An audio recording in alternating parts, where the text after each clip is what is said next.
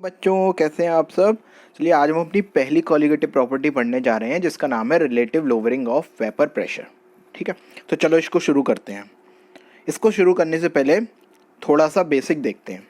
सबसे पहले एक चीज़ देखो, मैंने आपको क्या क्या पीछे पढ़ाया था उन सबको देखते हैं। देखो आज के लेक्चर में जो हम कॉलिगेटिव प्रॉपर्टी पढ़ने जा रहे हैं उसमें थ्योरी के नाम पर ज़्यादा कुछ नहीं है, बस एक फार्मूला है। थ्योरी तो हम पहले पूरी पढ़ चुके हैं। मेन क्या है, हमारे न्यूमेरिकल्स। हमें क्वेश्चन अप्रोच करना आना चाहिए, तो वो मैं आज आपको सिखाऊंगा मेनली। ठीक है, और फिर हम प्रीवियस ईयर के क्वेश्चन देखेंगे। चलो तो शुरू करते हैं। देखो सबसे पहले मैंने आपसे क्या कहा कि मेरे पास एक ये कंटेनर है और इसमें कोई भी एक प्योर लिक्विड मेरे पास भरा हुआ है। ठीक, मैंने आपसे बोला कि इसका एक प्रेशर है जो कि क्या है, पी नॉट। ठीक है, बहुत अच्छी बात है। अब मैंने क्या बोला आपसे कि मैंने इसमें क्या डाल दिया, एक नॉन वॉलेटाइल सॉल्यूट डाल दिया। ठीक, नॉन वॉलेटाइल सॉल्यूट का मतलब मैं आपको बता चुका हूं, जो अपनी टेंडेंसी मतलब अपनी स्टेट को चेंज ना करना चाहता हो। ठीक है, मतलब अगर वो सॉलिड है तो वो उससे ना तो लिक्विड में जाना चाहता है ना ही वो गैस में जाना चाहता है। ठीक है, मैंने कोई नॉन वॉलेटाइल सॉल्यूट इसमें डाला और फिर मैंने इसका वेपर प्रेशर देखा, तो वेपर प्रेशर क्या होगा, कम हो जाएगा। ये सारी चीजें हम सीख चुके हैं पहले ही। ठीक है, तो वेपर प्रेशर हो गया कम। सपोज वेपर प्रेशर नया आया क्या, पीएस। ठीक, तो पी नॉट क्या होगा, पी नॉट पीएस से ज्यादा होगा। ठीक, बहुत अच्छी बात है। अब मैं आपसे क्या कहना चाह रहा हूं कि ये जो पीएस है इसमें कंट्रीब्यूशन किस किस का है। तो मैंने क्या बोला कि मेरा सॉल्यूट कैसा है, नॉन वॉलेटाइल, मतलब वो वेपराइज्ड फॉर्म में गया ही नहीं होगा। तो जो प्रेशर मेरा आ रहा है सॉल्यूशन का, उसमें मेरे सॉल्यूट का कोई भी रोल नहीं है। उसमें किसका रोल है, मेरे सॉल्वेंट का। ठीक, सॉल्वेंट का रोल है। तो उसी हिसाब से अब मैंने नया जो राउल्स लॉ पढ़ा वो इन्हीं चीजों पर बेस्ड है, तो उसको देखते हैं जरा।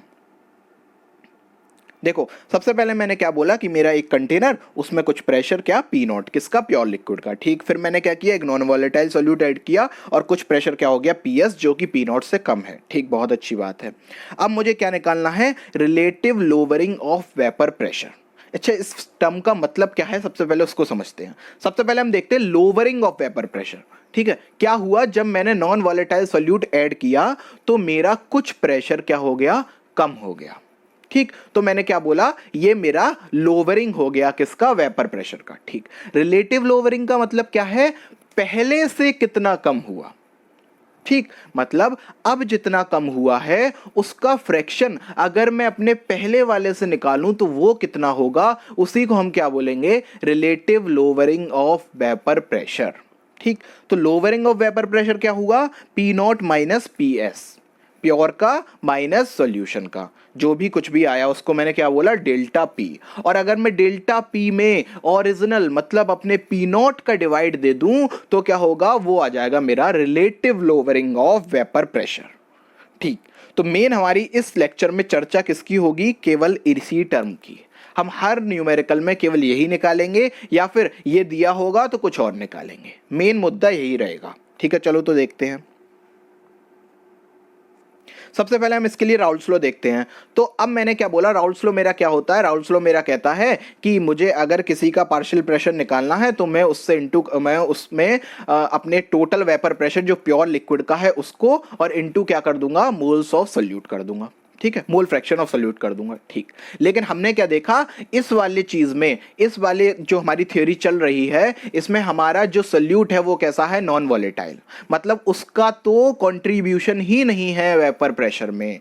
तो क्या मैं इसमें अपने vapour mole fraction of solute को इंक्लूड कर सकता हूं, बिल्कुल नहीं। क्यों, क्योंकि उसका कोई रोल ही नहीं है। किसका रोल है, सॉल्वेंट का। तो मैं इसमें राउल्स लॉ मेरा चेंज हो जाएगा। अब राउल्स लॉ क्या होगा, प्रेशर ऑफ सॉल्यूशन अगर मुझे निकालना है तो वो किसके बराबर होगा, मेरा ओरिजिनल प्रेशर प्योर लिक्विड का और into mole fraction of solvent. अब मैं किसका मोल फ्रैक्शन लूंगा, सॉल्वेंट का, बिकॉज सॉल्यूट मेरा नॉन वॉलेटाइल है, उसका वेपर प्रेशर से कोई वास्ता नहीं है अब। ठीक है, अगर मुझे क्या निकालना है, अब मुझे इसकी थोड़ा सा मैं इसमें चेंज करता हूं, क्या मैं एक्स ऑफ सॉल्वेंट को क्या लिख सकता हूं, 1 minus X of solute, because X of solute plus X of solvent is equal to 1। ठीक है, sum of all mole fractions is equal to 1। ठीक, तो मैंने इसको क्या लिख दिया, मैंने इसको लिख दिया x of solvent into vapour pressure of pure liquid को 1 माइनस एक्स ऑफ सॉल्यूट। ठीक, अब मैं क्या करूंगा, पी नॉट का अंदर ब्रैकेट में इंटू कर दूंगा तो क्या हो जाएगा, P S is equal to P naught minus X of solute into P naught. ठीक, पी नॉट को इधर भेजूंगा तो किस में जाएगा, माइनस में, और x अगर मैं पी नॉट से डिवाइड दे दूंगा तो क्या आ जाएगा, final formula P naught minus P S upon P naught is equal to X of solute. और गौर से देखो यही वाली चीज क्या है मेरी, relative lowering of vapour pressure, जो किसके इक्वल आ गई, एक्स ऑफ सोल्यूट, मतलब मोल फ्रैक्शन ऑफ सोल्यूट। इसका क्वालिटेटिव मीनिंग क्या है, इसका क्वालिटेटिव मीनिंग ये है कि जितना ज्यादा तुम नॉन वॉलेटाइल सोल्यूट अपने लिक्विड में ऐड करते जाओगे उतना ही सोल्यूशन का वेपर प्रेशर कम होता जाएगा। ठीक, क्यों हो जाएगा, इसका रीजन हम पहले समझ चुके हैं, बिकॉज ऑफ केमिकल पोटेंशियल। कुछ लोग इसका रीजन क्या बोल देते हैं कि सरफेस एरिया पर अब लिक्विड के मॉलिक्यूल्स क्या हो जाएंगे, कम। ठीक है, रीजन बहुत एग्जैक्ट नहीं है बट ठीक है, चलता है मार्केट में, तो ये भी बोल सकते हैं। ठीक है, बट एग्जैक्ट रीजन क्या है, एग्जैक्ट रीजन हमारा क्या है, फ्री एनर्जी और केमिकल पोटेंशियल। ठीक, तो ये हमारा क्या आ गया, relative lowering of vapour pressure का फॉर्मूला, क्या, P naught minus P S upon P naught is equal to X of solute.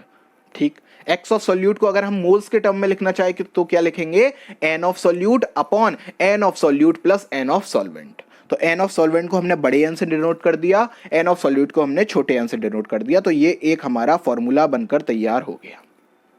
ठीक है, चलो बहुत अच्छी बात है, आगे बढ़ते हैं। अब मैंने क्या किया, अपनी दोनों इक्वेशन को क्या कर दिया, रेसिप्रोकल। देखो इसमें पी नॉट ऊपर चला जाएगा और P naught minus P S नीचे आ जाएगा, तो अगर हम इधर उल्टा कर रहे हैं तो इधर भी उल्टा करना पड़ेगा, तो एन प्लस एन क्या चला जाएगा ऊपर और एन कहाँ आ जाएगा, नीचे। वही किया देखो। ठीक है, उल्टा करने पर क्या हुआ, फिर हमने n का अलग अलग डिवाइड दे दिया दोनों में। क्यों, क्योंकि अगर n plus N upon N लिखा हुआ है तो इसको मैं ऐसे भी तो लिख सकता हूं, n upon N plus N upon N, तभी तो ये आया होगा, n का एलसीएम लिया होगा, ऊपर n प्लस एन बन गया होगा। तो इसको मैं काट दूंगा तो ये क्या हो जाएगा, 1, तो 1 प्लस बड़ा n अपॉन छोटा n। ठीक, वही लिखा हुआ है। देखो P naught upon P naught minus P S is equal to 1 plus बड़ा एन अपॉन छोटा एन। बड़ा एन किसका है, मोल्स ऑफ सॉल्वेंट, छोटा एन किसका है, moles of non volatile solute. अब यहां पर हमें बोलना पड़ेगा, मोल्स ऑफ सोल्यूट नहीं बोलेंगे, moles of non volatile solute. Exact terms हमें याद होने चाहिए, क्योंकि एग्जैक्ट टर्म का कितना महत्व है ये हमने हेनरीज लॉ वाले न्यूमेरिकल में देखा था, जो कि जेई 2009 में आया था। ठीक है, चलो आगे बढ़ते हैं। तो अगर मुझे यहाँ से n अपॉन एन की वैल्यू निकालनी है तो क्या करूँगा, 1 इधर चला जाएगा, किस में, माइनस में। ठीक, तो ये यहाँ चला गया, पी नॉट का एलसीएम लेंगे और ये फाइनल वैल्यू क्या आ जाएगी, P S upon P naught minus P S. ठीक, बहुत अच्छी बात है। चलो, तो ये हमारे पास फाइनल वैल्यू निकल कर आ गई अपनी। ठीक है, बहुत अच्छी बात है। अब इसमें देखो नंबर ऑफ मोल्स को। ठीक है, तो n क्या है मेरे, number of moles of non volatile solute. ठीक है, तो इसको मैं क्या लिख सकता हूं, weight of non volatile solute upon molar weight of non volatile solute. ठीक, नीचे वाला n क्या है, मोल्स ऑफ सॉल्वेंट। ठीक है, तो इसको मैं क्या लिख सकता हूं, mass of solvent upon molar mass of solvent. ठीक, जहां मैं सॉल्वेंट की बात कर रहा हूं वहां पर मैं अपने सारे टर्म किसमें, कैपिटल लेटर में डिनोट कर रहा हूं, और जहां मैं सोल्यूट की बात कर रहा हूं, नॉन वॉलेटाइल सोल्यूट की बात कर रहा हूं, वहां पर मैं सारे टर्म अपने स्मॉल लेटर में यूज कर रहा हूं। ठीक, तो नया फॉर्मूला मेरा क्या बनकर आ गया, ये ऊपर जो किया वो डेरिवेशन था, उससे हमें मतलब नहीं है। ठीक है, बोर्ड में आएगा करके दिखा देंगे, कोई दिक्कत नहीं है, हमें आता है, एनसीईआरटी में दिया, रट लेंगे। काम की चीज क्या है, एक जो पहले फॉर्मूला पढ़ा था वो, और उसी को अगर मैं वेट और मोलर वेट के टर्म में डिफाइन कर दूं तो एक और नया फॉर्मूला आ जाएगा। ठीक है, इस फॉर्मूले को देख लो, उस फॉर्मूले को देख लो, दोनों में अंतर है। उसमें नीचे पी नॉट था, इसमें नीचे अब पी एस आ चुका है। ठीक, इस बात को ध्यान से रखना। ठीक है, चलो आगे बढ़ते हैं। आगे बढ़ने पर क्या पता चला कि ये वाला मेरे पास फॉर्मूला बनकर तैयार हो गया। ठीक, बहुत अच्छी बात है। चलो अब मैंने क्या किया, दोनों साइड ऊपर और नीचे किससे इंटू कर दिया, 1000 अपॉन 1000 से। इससे क्या हो गया, एक नई चीज बन गई, क्या, मोलेलिटी। मोलेलिटी क्या था, moles of solute upon molar mass of solvent in KG. ठीक, और अगर हम उसको ग्राम में चेंज करेंगे तो हमें 1000 से इंटू करना पड़ेगा। ठीक है, तो ये क्या है मेरे पास, मोल्स ऑफ सोल्यूट। ठीक, ये क्या है मेरे पास, मास ऑफ सॉल्वेंट। ठीक है, और ये क्या है मेरे पास, 100 से इंटू, मतलब अगर मास ऑफ सॉल्वेंट मेरा ग्राम में है तो मुझे क्या करना पड़ेगा, 100 से इंटू। तो ये पूरी चीज मिलकर क्या बन गई मेरी, एक मोलेलिटी का फॉर्मूला बन गया। ठीक है, बचा क्या, m बच गया और नीचे वाला 1000 बच गया, तो उसको अलग से लिख दिया और एक ये नया फॉर्मूला बनकर तैयार हो गया मोलैलिटी के टर्म में relative lowering of vapour pressure. बहुत इंपॉर्टेंट है, केवल यही 3 फॉर्मूले हैं जो मेन हैं। अगर इन तीनों फॉर्मूले पर आपकी कमांड है तो बस न्यूमेरिकल कैसा भी आए आपसे बनकर जाएगा। अभी मैं आपको 5-6 न्यूमेरिकल करवाऊंगा, ठीक है, और सारे अलग अलग टाइप के हैं। आप उन न्यूमेरिकल्स को जब करोगे तो आपको फील आ जाएगी, आपको कॉन्सेप्ट समझ में आ जाएगा कि कैसे करना है।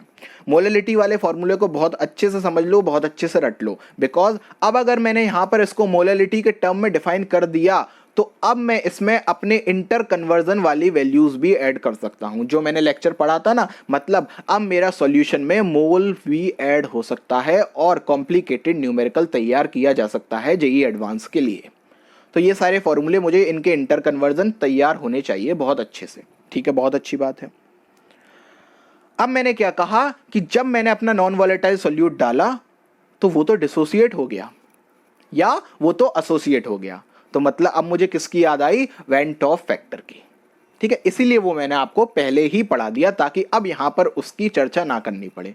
तो हमें वेन टॉफ फैक्टर पता है, तो अगर जैसे ही हमें कहीं पर भी वेन टॉफ फैक्टर की जरूरत पड़े तो हम क्या करेंगे, चुपचाप अपने फॉर्मूले में आई से मल्टीप्लाई कर देंगे, चाहे वो कोई सा भी फॉर्मूला हो। अगर वो n/n के टर्म में है तो हमने आई से इंटू कर दिया, अगर वो मोलैलिटी के टर्म में है तो भी हमने उसमें आई से इंटू कर दिया, ठीक है। आई की वैल्यू हम निकाल लेंगे और चुपचाप उसमें पुट कर देंगे, ठीक, बहुत अच्छी बात है। तो ये इतनी पूरी थ्योरी थी relative lowering of vapour pressure की, ठीक है। वेपर प्रेशर कम क्यों हो रहा है ये वाली बात हम पहले बहुत अच्छे से देख चुके हैं। आज मैंने आपको फिर से रीजन बता दिया। एक सरफेस एरिया वाला रीजन है जो कम एग्जैक्ट है बट ठीक है, चलता है, ठीक है। और जो एग्जैक्ट रीजन है वो क्या है, या तो फ्री एनर्जी का कॉन्सेप्ट लगा लो या फिर केमिकल पोटेंशियल का, दोनों एक ही बात है, ठीक है। फ्यूगोसिटी के टर्म में हमने इसको पीछे डिफाइन किया था।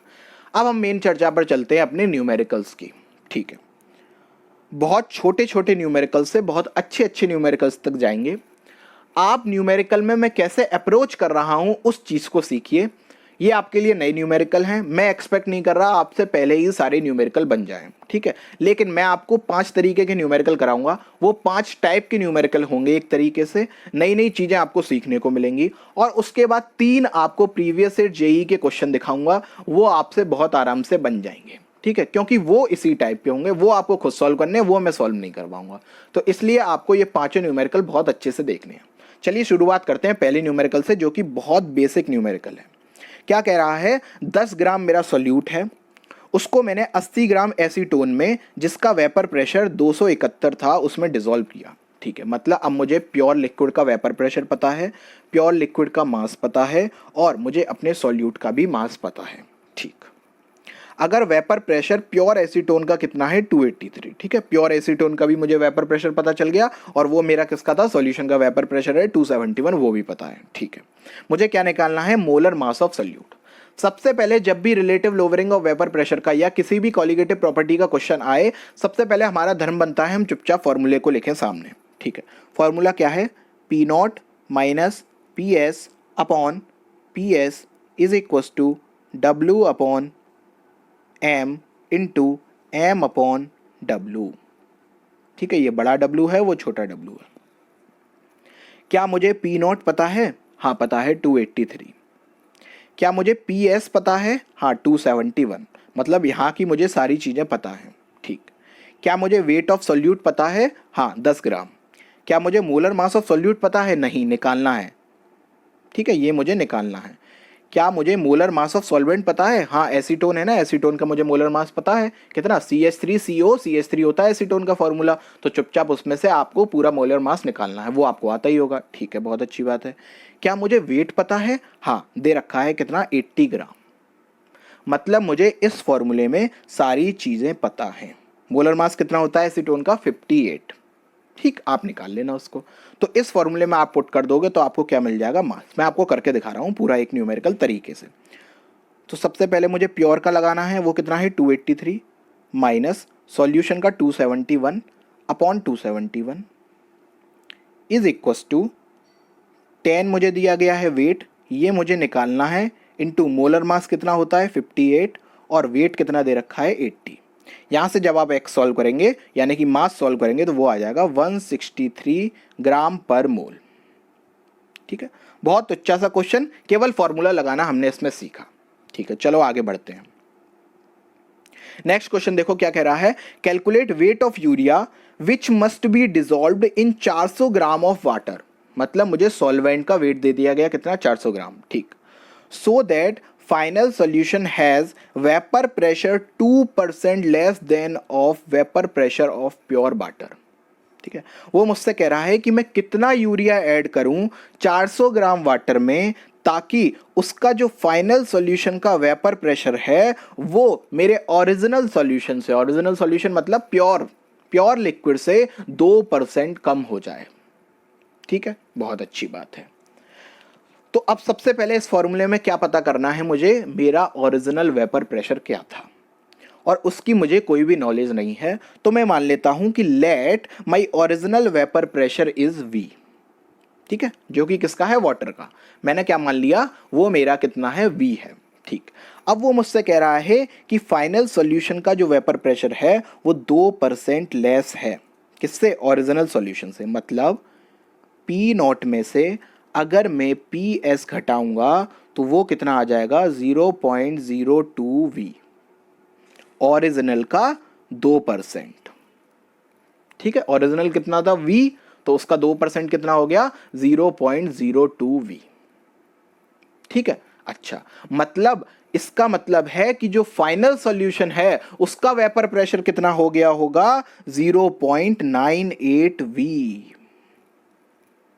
सिंपल कैलकुलेशन है, दिमाग से निकाल पा रहा हूं, लेकिन नहीं, मुझे तो दिमाग आता ही नहीं है, मेरे अंदर दिमाग है ही नहीं, मैं तो ये मानकर चल रहा हूं, मुझे तो फॉर्मूले से बताओ सारी चीजें। ठीक है, तो ओरिजिनल वेपर प्रेशर कितना था, V। ठीक है, मुझसे बोला गया दोनों का डिफरेंस कितना है, 0.02 V, मतलब ओरिजिनल का 2%, तो 2/100 कितना आ गया, 0.02 V। ठीक है, ये 0.98 V कैसे निकाला मुझे समझ नहीं आया। ठीक है, कोई बात नहीं, P नॉट मुझे पता है ना, V, और ये कितना है, 0.02 V। PS की वैल्यू निकालो कितनी आएगी, 0.98 V। ठीक है, बहुत अच्छी बात है। अब मुझे ओरिजिनल फॉर्मूले में क्या क्या पता चल गया। ऊपर क्या आता है, P नॉट माइनस PS, जो कि कितना है, 0.02 V। ठीक, नीचे क्या आता है, प्रेशर ऑफ सोल्यूशन, वो कितना है, 0.98 V। ठीक, बहुत अच्छी बात है। मुझे वेट ऑफ सोल्यूट पता है, नहीं, वही तो निकालना है। क्या मुझे मोलर मास ऑफ यूरिया आता है, हाँ 60 होता है। क्या मुझे मोलर मास ऑफ वाटर पता है, हाँ 18 होता है। क्या मुझे वेट ऑफ वाटर पता है, हाँ 400 है। V से V कैंसिल, इसको सॉल्व करोगे W की वैल्यू आ जाएगी। ठीक है, सिंपल क्वेश्चन था।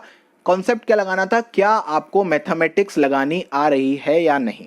ठीक है, तो ये एक टाइप का क्वेश्चन बनता है जहां पर आपको लैंग्वेज में वो चुपके से चीजें दे जाता है, तो आपको वहां पर लेट करना पड़ता है कि ओरिजिनल सॉल्यूशन V है। आप इसको और अच्छे तरीके से भी कर सकते हो, जैसे आप मान लो कि ओरिजिनल सॉल्यूशन मेरा कितना है, 100 ग्राम। ठीक है, तो जो डिफरेंस आया वो कितने का हो गया, 2 ग्राम का। ठीक है, तो जो मतलब जो दूसरा सॉल्यूशन है वो कितने का हो गया, 98 ग्राम का। तो ऐसे भी कर सकते हो, वहां सिंपल सी वही चीज हो जाएगी। अगर आप इसको भी सॉल्व करोगे, पॉइंट से पॉइंट कट जाएगा, 2/98 ही आएगा। तो करने के अलग अलग तरीके हैं, चाहे V मान के कर लो, चाहे 100 ग्राम मान के कर लो, चाहे 1 ग्राम मान के कर लो, वो आपके ऊपर है। ठीक है ना, तो अप्रोच ऐसे लगानी है। तो ये दूसरे टाइप का क्वेश्चन था, इसमें इस तरीके से अप्रोच लगती है। चलिए तीसरे टाइप का क्वेश्चन देखते हैं। तीसरे टाइप का क्वेश्चन क्या है, वेपर प्रेशर सोल्यूट का containing 6 gram of non volatile solute है। Vapour pressure of solute containing 6 gram of non volatile solute in 80 gram water. Vapour pressure of solution गलत लिख गया है, vapour pressure of solution containing 6 gram of non volatile solute in 180 gram of water is 20 torr पर mm of Hg। मतलब मुझे solution का vapour pressure पता है, वेट ऑफ सोल्यूट पता है, वेट ऑफ सॉल्वेंट पता है। ठीक, अगर 1 मोल वाटर को फर्दर ऐड किया जाए, देखो अब क्वेश्चन का टाइप चेंज हो रहा है। पहली इंफॉर्मेशन उसने मुझे एक सॉल्यूशन की दे दी, अब वो मुझसे दूसरी चीज कह रहा है, क्या कि अब मैंने अपने सॉल्यूशन में 1 ग्राम वाटर और ऐड किया, सॉरी 1 मोल वाटर और ऐड किया। ठीक है, और उसका वेपर प्रेशर कितने से इंक्रीज हो गया, 0.02 से। तो अब मुझे वेपर प्रेशर भी बताओ प्योर वाटर का, और नॉन वॉलेटाइल सोल्यूट का मॉलिक्यूलर वेट भी बताओ। दो चीजें पूछ रहा है और उसने सॉल्यूशन में कुछ चेंजेस भी किए हैं। ठीक है, हम लाइन बाई लाइन चलेंगे। सबसे पहले वो हमसे क्या कह रहा है कि वेपर प्रेशर हमें सॉल्यूशन का दे रखा है, वेट पता है और वेट ऑफ वाटर भी पता है। मतलब हमें काफ़ी कुछ चीज़ें पता लग रही हैं अपने पहली चीज़ में, तो पहले उसको लिख लेते हैं। तो सबसे पहले क्या है, फॉर्मूला मेरे पास लिखा हुआ है। फर्स्ट केस में मुझे क्या पी नॉट पता है? नहीं, वो तो मुझे निकालना है। क्या मुझे पी एस पता है? हाँ, 20 टॉर। ठीक है, ये मुझे सॉल्यूशन का प्रेशर दे रखा है। तो P naught minus 20 upon 20 is equal to, अब मुझे क्या वेट ऑफ सॉल्यूट पता है? 6। क्या मुझे मास पता है? नहीं, वो निकालना है। क्या मुझे वेट ऑफ सॉल्वेंट पता है? हाँ, कितना? 180। क्या मुझे मोलर मास पता है वाटर का? हाँ, 18। ठीक, ये मेरे पास एक इक्वेशन तैयार हुई जिसमें मुझे 2 टर्म अननोन है वो निकालने हैं। ठीक है, अब आगे पढ़ो क्वेश्चन को। वो क्या कह रहा है कि मैंने अपने उसी सॉल्यूशन में क्या किया, 1 मोल वाटर और ऐड कर दिया। तो अब मेरे वाटर का मोलर मास जो है वो तो सेम रहा, 18 ग्राम ही है, मोलर मास थोड़ी चेंज होता है। लेकिन 1 मोल वाटर ऐड किया मतलब मैंने 18 ग्राम पानी और ऐड कर दिया। तो अब जो मेरे वाटर का वेट है वो कितना हो गया, 180 प्लस 18 मतलब 196। ठीक, ये सब अपने आप दिमाग लगाना है इतना। ठीक है, तो ये सब अप्रोच आपको डेवलप होनी चाहिए। चलिए आगे बढ़ते हैं। और वो क्या कह रहा है कि जो मेरा वेपर प्रेशर है वो 0.02 से इंक्रीज हो गया। मतलब पहले 20 था, अब 0.02 इंक्रीज हो गया। मतलब अब जो मेरा सॉल्यूशन का प्रेशर है वो कितना हो गया, 20.02। ठीक, तो नई इक्वेशन क्या मिल गई, पी नॉट मुझे अभी भी नहीं पता, नया प्रेशर मेरा 20.02 अपॉन 20.02, मोल्स मेरे कितने हैं, 6 ही हैं। मास मुझे पता नहीं है, 18 मेरा मोलर मास है, लेकिन वाटर का मास अब 196 हो चुका है। क्या अब निकल सकते हैं? हाँ, अब मेरे पास 2 इक्वेशन है और 2 अननोन वेरिएबल हैं। तो यहां से चाहे आप प्रेशर की वैल्यू निकालो एम के टर्म में और उसको यहां पर पुट करो, यहां से एम निकल जाएगा और फिर से आप पी नॉट निकाल सकते हो। ठीक है, कैलकुलेशन वाला पार्ट आपका है, मेरा काम है आपको अप्रोच सिखाना।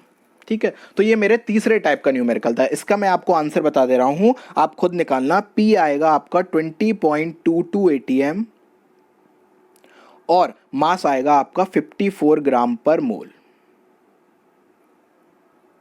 ठीक है, तो सॉरी एटीएम नहीं, टॉर। ठीक है, 20.22 टॉर। ठीक है, तो ये प्रेशर है और ये आपका मोलर मास है।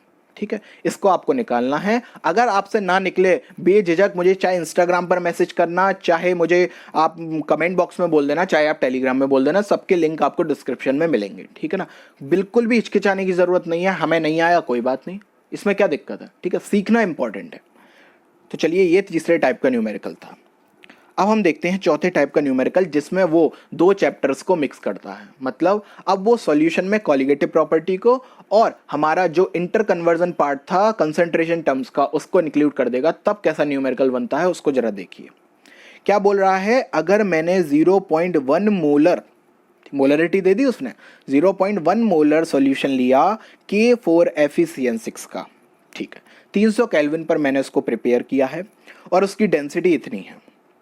अगर सॉल्यूट 50% डिसोसिएट हुआ, देखिए वेंटो फैक्टर भी ऐड कर दिया उसने। अब वो एक ही न्यूमेरिकल में तरह तरह की चीजें ऐड कर रहा है और ऐसे ही आपको एडवांस का न्यूमेरिकल तैयार होके बन जाता है। चलिए, calculate delta P of the solution if P of pure water is इतना। ठीक है, तो मुझे दोनों फॉर्मूले पता हैं, एक ये फॉर्मूला होता है और एक ये फॉर्मूला होता है। ठीक, इसमें मैं कौन सा फॉर्मूला लगाऊंगा, नीचे वाला। क्यों? क्योंकि उसने मुझे ना तो W दिया ना M दिया। ठीक है, बट उसने क्या दे रखा है मुझे, मोलरिटी और डेंसिटी। मतलब कुछ कुछ मैं मोलैलिटी निकाल सकता हूं और ये मैंने निकालना पीछे सीख रखा है। सेकंड लेक्चर जो मैंने सॉल्यूशन का बनाया है उसमें मैंने आपको डायरेक्ट फॉर्मूला भी दिया है और मैंने आपको बिना फॉर्मूले के भी इंटर कन्वर्जन निकालना सिखाए हैं। पूरा 1 घंटे में सारी चीजें मैंने आपको सिखाई थी।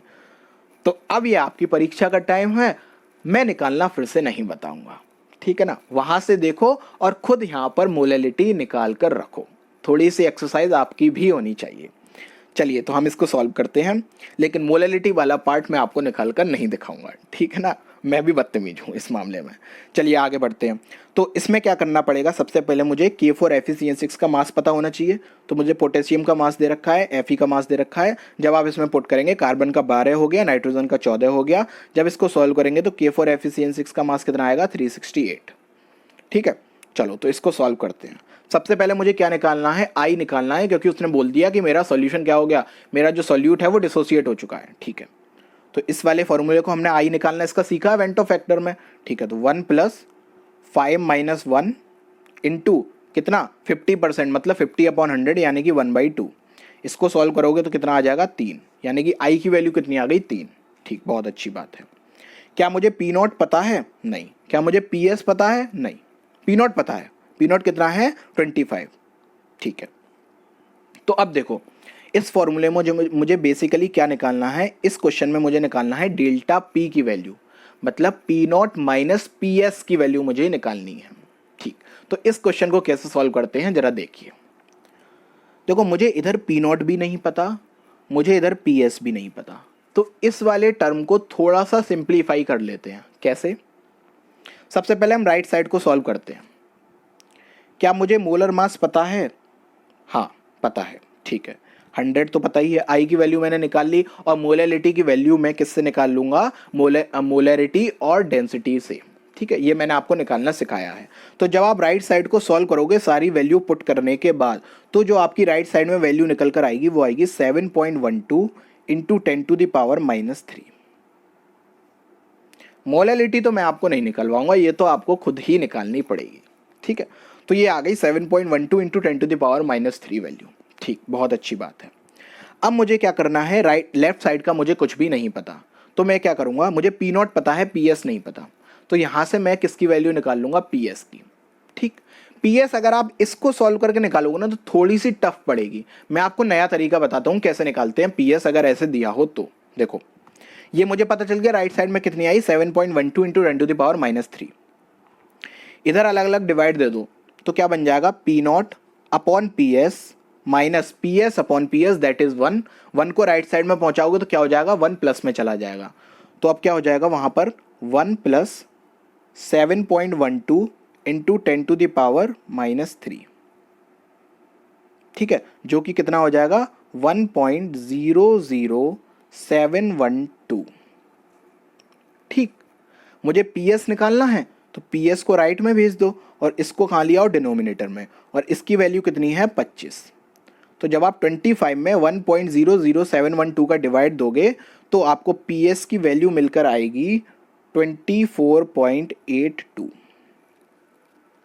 ठीक, बट वो मुझसे क्वेश्चन में पी एस नहीं पूछ रहा है, वो मुझसे क्या पूछ रहा है, डेल्टा पी, यानी कि P naught minus P S. ठीक है, तो पी नॉट पता है 25, पी एस पता चल गया 24.82, दोनों को माइनस कर दो और आपका आंसर आ जाएगा 0.18 mmHg।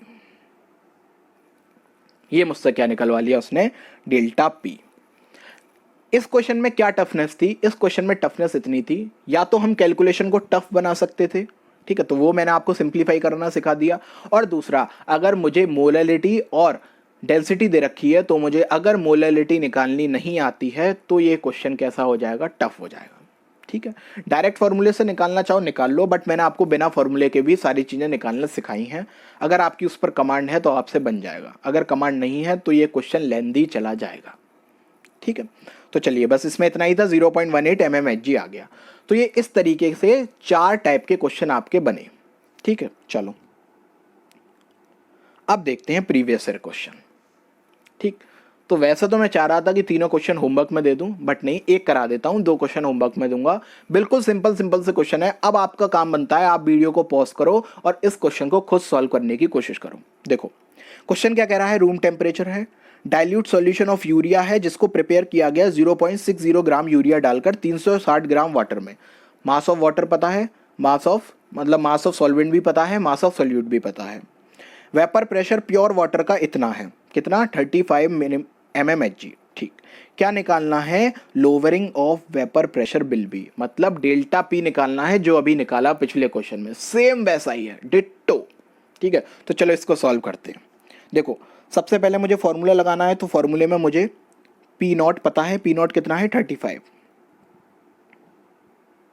ठीक, 35 minus P S upon P S, ठीक है, is equals to, right side में क्या मुझे सारी चीज़ें पता है, हाँ, तो चलो कर लेते हैं। 0.60 मेरा मास हो गया, मोलर मास यूरिया का 60 और मोलर मास वाटर का कितना 18 और ये इधर 360 मोलर मास ऑफ वाटर। ठीक है, इसको जब आप सॉल्व करोगे तो ये कितना हो जाएगा, ये 100 बार कटेगा और ये 20 बार कटेगा। ठीक, तो चलो पहले राइट साइड को सॉल्व कर लेते हैं ज़रा। तो यहाँ पर क्या आ गया, 1/100 प्लस 1/20, तो एलसीएम लोगे तो कितना हो जाएगा 2000, और ये हो जाएगा तुम्हारा 20 प्लस ये हो जाएगा तुम्हारा पूरा सॉल्व करके ऊपर 2001। ठीक है, तो 2001/2000 ये मेरा क्या आ गया राइट साइड का पूरा सॉल्व करके। ठीक है, लेफ्ट साइड में क्या है ज़रा उसको देखो। लेफ्ट साइड में है P0 माइनस PS/PS, और मुझे क्या निकालना है, डेल्टा P। तो इसमें अभी मैंने सीखा पीछे कैलकुलेशन कैसे आसान करते हैं। तो पीछे कैलकुलेशन आसान करने के लिए क्या हो जाएगा, अलग अलग डिवाइड दे दो। तो अलग अलग डिवाइड दोगे तो वैसे ही क्या हो जाएगा, P0/PS और -1, तो 1 उधर जाएगा तो प्लस में चला जाएगा। तो राइट साइड में क्या हो जाएगा, 1 + 2001 अपॉन 1/2000। ठीक है, तो इसको सॉल्व करोगे तो क्या आ जाएगा 2001/2000। ठीक, तो ये किसकी वैल्यू आ गई, P0/PS की। तो यहां से क्या निकाल सकता हूं मैं, PS की वैल्यू कैसे आएगी, P0 में इंटू कर दो। तो कर दो जरा, 35 × 2000/2001 दैट इज इक्वल्स टू 34.98। ये मुझे क्या मिल गया, PS। बट मुझे क्या निकालना है, लोअरिंग मतलब डेल्टा P। तो 35 में से 34.98 माइनस करोगे क्या आ जाएगा, 0.017, सी ऑप्शन। और ये 2019 मेंस का क्वेश्चन है। मतलब आप चीज देख रहे हो, बहुत सिंपल क्वेश्चन है बट आपको अप्रोच आनी चाहिए। केवल 4 ही टाइप के न्यूमेरिकल बनते हैं relative lowering of vapour pressure से। मैंने आपको चारों टाइप के करवा दिए। इंपॉर्टेंट ये नहीं है कि आप 100 न्यूमेरिकल कर रहे हो या 200, इंपॉर्टेंट ये है कि क्या आपने सारे टाइप के न्यूमेरिकल सॉल्व करना सीख लिया। तो वो मैंने आपको चारों टाइप के सिखा दिए। नेक्स्ट क्वेश्चन की ओर चलते हैं, और ये 2 क्वेश्चन आपके लिए हो गए होमवर्क। ठीक है, इसका आंसर है बी और इसका भी आंसर है बी। कुछ नहीं करना, सिंपल से क्वेश्चन है। देखो पहला क्वेश्चन थोड़ा सा मिसप्रिंट हो गया है मुझसे। पहले क्वेश्चन में vapour pressure of water for this aqua solution is 760 torr उसने दे रखा है, और मुझे PS की वैल्यू निकालनी है। ठीक है, प्रेशर ऑफ सॉल्यूशन निकालना है मुझे। ठीक, तो पहले क्वेश्चन को आप करेक्ट कर लीजिएगा। 2016 मेंस में आया हुआ है और 2015 मेंस का बिल्कुल सही है क्वेश्चन। इसमें क्या करना है, आपको मोलर मास निकालना है सब्सटेंस का। सारी चीजें दे रखी हैं, चुपचाप फॉर्मूले में पुट करोगे सीधे मोलर मास निकल कर आएगा। तो पता क्या चला, पता ये चला कि अभी तक मेंस में या एडवांस में इससे कोई क्वेश्चन नहीं आया। मेंस में आए हैं 3 साल में 3 क्वेश्चन, तो वो मैंने आपको तीनों बता दिए यहाँ पर। तो मुझे ये पता चल रहा है कि अभी तक उसने relative lowering of vapour pressure से खिलवाड़ नहीं की है। मतलब उसने मुझे वैसा क्वेश्चन नहीं दिया कि इतने % से डिक्रीज हो जाता है तो क्या होगा। ठीक है, जैसा हमने सेकंड टाइप सीखा। उसने मुझे 4th टाइप का क्वेश्चन भी नहीं दिया जिसमें हमने इंटर कन्वर्जन को अपना ऐड कर लिया था, किसमें, relative lowering of vapour pressure में। तो वो इस तरीके के क्वेश्चन भी बना सकता है, हमें प्रिपेयर होके जाना है। ठीक है, तो ये इतना था relative lowering of vapour pressure के बारे में।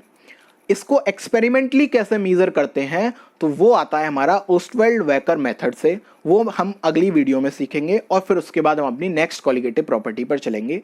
ये आपकी पहली कॉलिगेटिव प्रॉपर्टी थी, relative lowering of vapour pressure.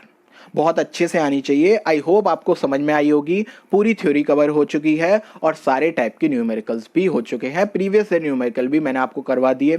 अगर इसमें से कोई भी डाउट हो प्लीज़ कमेंट बॉक्स में बताना। कोई भी न्यूमेरिकल सॉल्व ना हो फिर भी बता देना। कमेंट बॉक्स में शर्म आए इंस्टाग्राम पर पर्सनली मैसेज कर देना। केमोक्सी अड्डा हमारा पेज है, वहाँ पर करना चाहो वहाँ कर दो, टेलीग्राम पर कर दो, कहीं पर भी कर दो। ठीक है ना। तो आई होप आपको लेक्चर पसंद आया होगा। अगर लेक्चर पसंद आया है तो प्लीज़ लाइक करिए, शेयर करिए, सब्सक्राइब करिए, हमें टेलीग्राम पर ज्वाइन करिए और इंस्टाग्राम पर भी फॉलो करिए। तब तक के लिए गुड बाय बच्चों, पढ़ते रहिए और ख्याल रखिए।